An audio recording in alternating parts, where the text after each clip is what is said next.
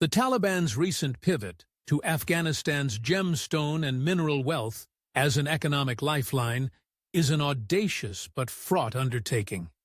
This strategy, underscored by weekly emerald auctions in Panjshir, is rife with contradictions and challenges that reveal the complexities of governing a war-torn and deeply impoverished nation. On paper, Afghanistan's $1 trillion in mineral deposits seems like a panacea for its crippled economy. Emeralds, rubies, and industrial metals could transform the nation's fortunes, but reality paints a more nuanced picture. Mining requires infrastructure, stability, and expertise, all of which are in short supply. While China, Iran, and other nations rush to secure lucrative mining licenses, the profits are likely to line the pockets of foreign investors and Taliban elites rather than trickling down to ordinary Afghans. The Taliban's taxation of gemstone sales, while a step toward formalizing a previously chaotic trade, does not guarantee equitable use of revenue. As one gemstone dealer aptly questioned, will they spend it on helping the Afghan people? History suggests skepticism is warranted. Afghanistan's track record of corruption and opaque governance underlines the risk that these revenues will fund factional interests rather than national development. With international aid evaporating and opium production banned, the Taliban are betting on mining to fill the economic void. But their strategy is precarious. The World Bank reported a 26% economic contraction in 2 years, exacerbated by the Taliban's own policies.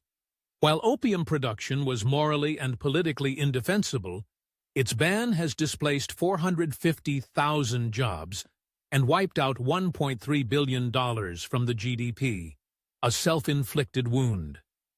Replacing poppy fields with gemstone mines is not a like-for-like substitution.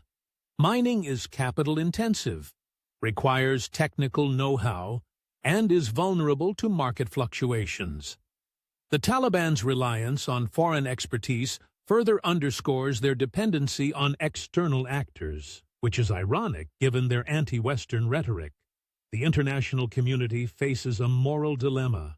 By engaging in Afghanistan's mineral wealth, nations like China and Russia implicitly legitimize the Taliban regime.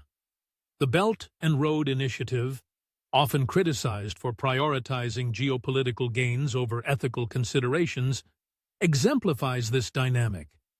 The question is, at what cost should the world tap into Afghanistan's resources?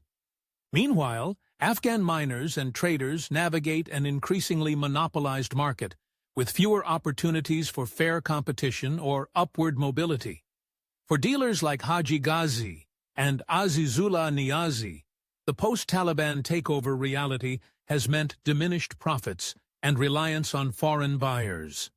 The vibrant local economy that once thrived on Western curiosity and spending has vanished, replaced by a grim struggle for survival.